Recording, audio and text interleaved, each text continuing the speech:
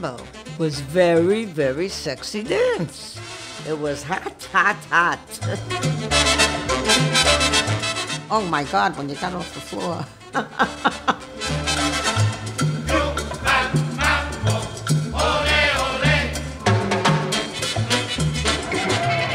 This was Cuba, a land of song and dance and gaiety. I want to be here in Havana. I want to listen to the music. I want to feel the waves. I almost got drowned, but as long as they play music, I can get drowned.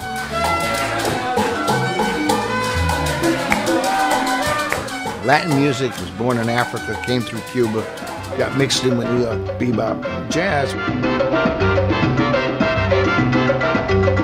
This is a mambo party off Broadway.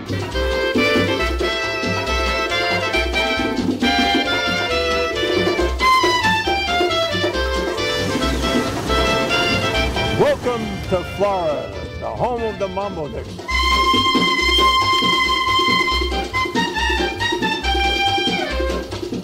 Mambo Nick. You know where the word comes from? In Yiddish is the expression nudnik, who somebody insists upon being a pain in the neck. A mambo Nick is someone who insists upon dancing mambo. Come here, mira aquí, oye, muchacha.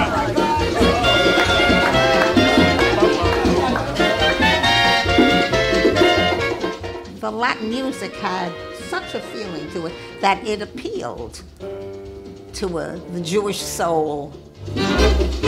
Even Tito Puente said, I want you to watch my Jewish friends because they know how to dance. We were dancing and my straps were falling down. I was a nice Jewish girl from Brooklyn who fell madly in love with the mambo.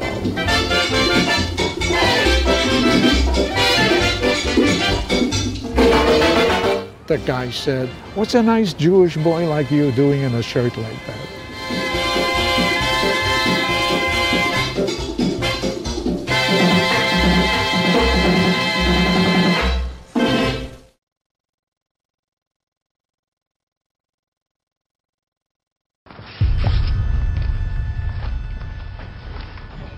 When I was 25, my mother told me, "You know, when I was your age, I was already in prison."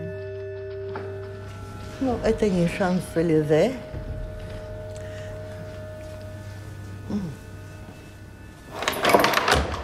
זה אתה שלך? בלי חלון, בלי כלום? בלי חלון, כן. החוקר אמר, תבלי בנעימות, לא יודע, אל תבכי. She's great. No, tell me.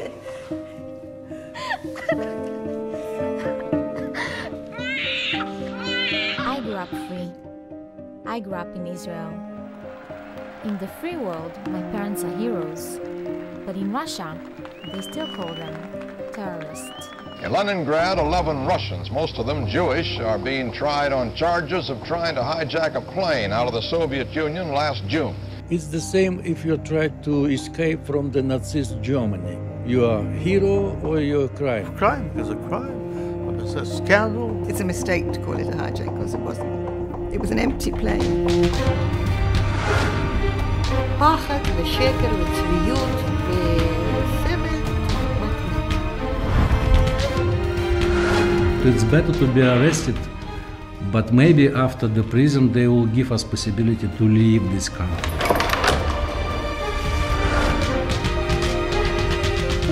They wanted to steal a plane and get away, and it actually woke the world up. Let the media see, let the whole world see.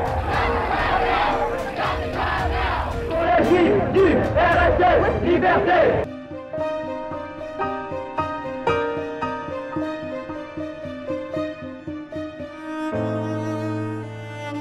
Okay, I received the sentence as I expected and tried to control my feelings, not to show that I am afraid. Mister, I want you to know that you and they are always welcome here. I only regret that. We all have one fate, one hope.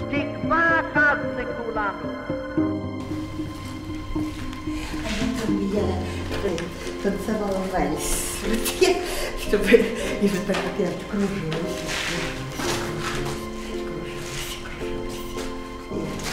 И так вспоминается прежнюю жизнь в свободе.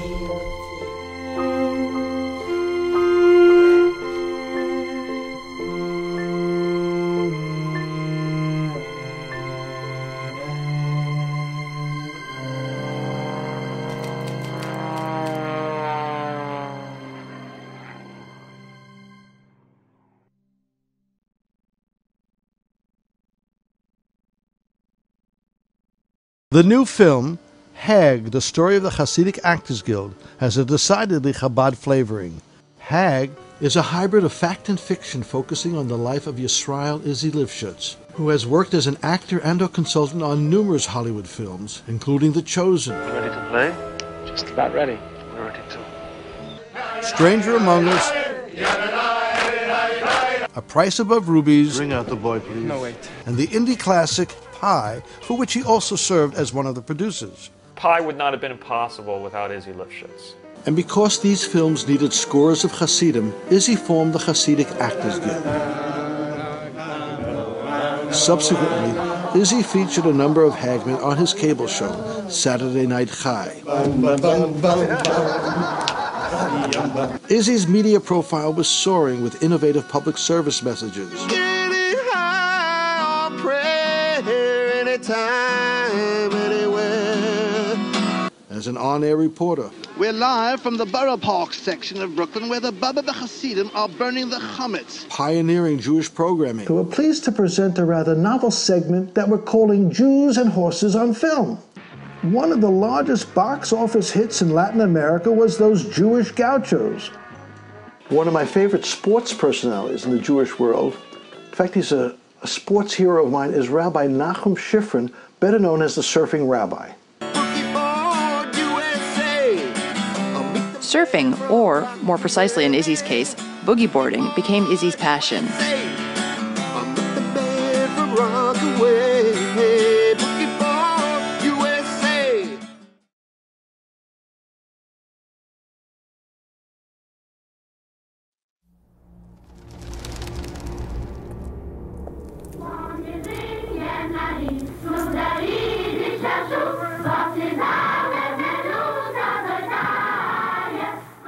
Somewhere, years ago, there was a mother who knew that her son was the cleverest, the most talented, the most beautiful. And now the brightest and most beautiful child in the world lies in a strange street.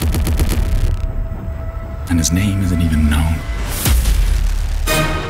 We should have seen the worst coming. The Germans have embarked on a program of mass murder. The world's turning upside down. But we did not want to know the truth. We did not want to see it. Does the world know about our suffering? Emanuel Ringelblum understood that he had a story to tell, and it was the most important story he would ever have to tell. Almost all the photography that we have was taken by the German propaganda unit. Will the Germans write our history, or will we write our history? Let the witness be our writing. I laid the first brick for the archive in October 1939. Their goal was to write the history of the war from the Jewish perspective. And there was no time to lose. The worst scenario was in the process of happening. To leave time capsules was one of the most effective forms of resistance. We can at least fight to ensure that our memory will be based on what we write and not on what the Germans show. Our will to live is mightier than the will to destruction. Writing becomes the only recourse. That was the ultimate act of defiance. You don't really need guns to fight. You could fight with paper and pen. This is what made this collection of documents so absolutely unique. One thing is clear to all of us. Our devotion and constant terror have not been in vain. It was a massive collection of the voices of a murdered people. Among those taken away was Rabbi Uber, Geli Sexton, Israel Lichtenstein, Labe Golden, Abraham Levin, Halina, Emmanuel Ringelblum. Remember, my name is Nahum Gazivich. I am writing this as a witness.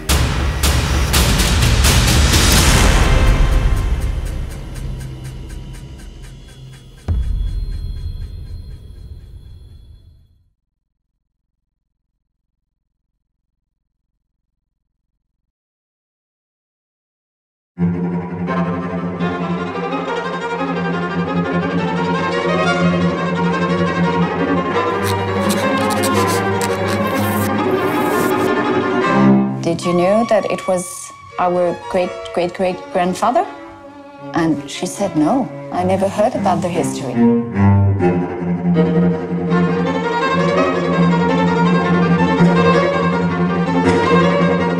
Er ist ja nun sozusagen der erste jüdische Maler mit akademischer Ausbildung. So how did he make a living? He went to the richest Jew in Germany at that time, Rothschild family, and he said, listen, I'm an artist. I'll be, just like the kings have the Hofkünstler, I will be the Jewish Hofkünstler. I'm the artist of the Rothschild family.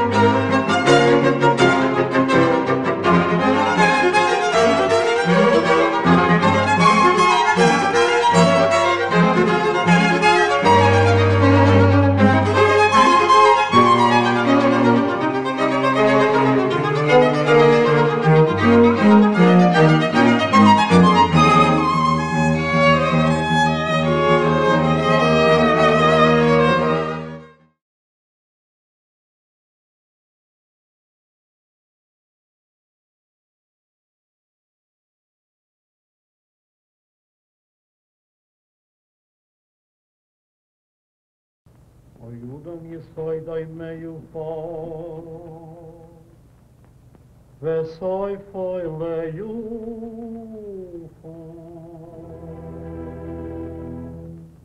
Eizebus narischer Mensch ist dein Mien, dein Opfer. Wo steut dir dein Läufen, dein Schnappen, dein Jugend, als dein Gebein wird man's hei wie zum Käfer trugen. Es wird nicht helfen, kein Tfilissin, nicht kein Geweih, als wo's lebt, mir soll viel mehr vergehen. In hast die dein Freit, wirst die euch weinen in Gichen, du's Leben für ein Mensch, ist sie ja teuten Tanz geglichen.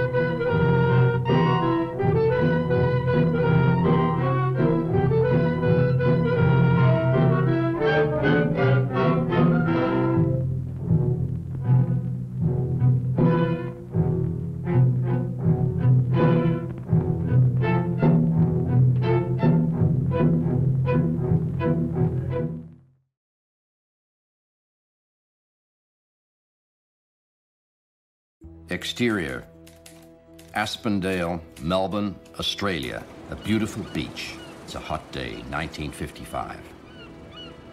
Doing a comic about my family is just a great pleasure. I feel the drawings, I feel the graphics. It's my life. As a kid, I loved horror movies when I didn't know anything about Nazis. It's funny calling it a comic book because it wasn't comic.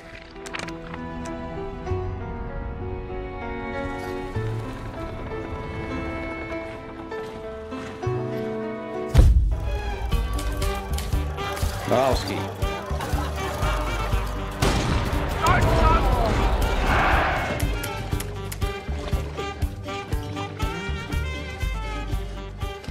My father's French resistance story is genuine cloak and dagger. My dad's code name and nickname was Monsieur Mayonnaise. But I've always wanted to know exactly what my father did in the French resistance. I'm going on an adventure into my family's past. This is amazing to see this. Wow. So right here is where they came to do roundups. Policemen one morning came to pick us up. That was terrifying. Every time you show your work, you really show your soul. In the train, tell Mommy the name of the station and I'll write it down for Dad. Somebody picked it up, put a stamp on it, and my daddy got the envelope. When we were saved, I saw all the other people behind the fence of the camp, people watching us being saved. You know, I don't know how many kids were there whose parents had already been slaughtered. Marcel Marceau was my dad's partner on a couple of missions in the resistance. This is the beginning of the journey to freedom.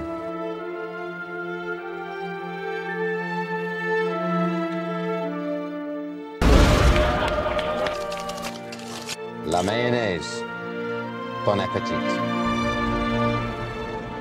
As one gets older, one is more and more interested in one's roots. If you met my dad when I was growing up, you'd never for a moment believe it was the same guy. The story's so powerful. Because it was terrible to be freed and know that other people were not freed. My heart still falls out of my body. Bravo. Encore? Chanson de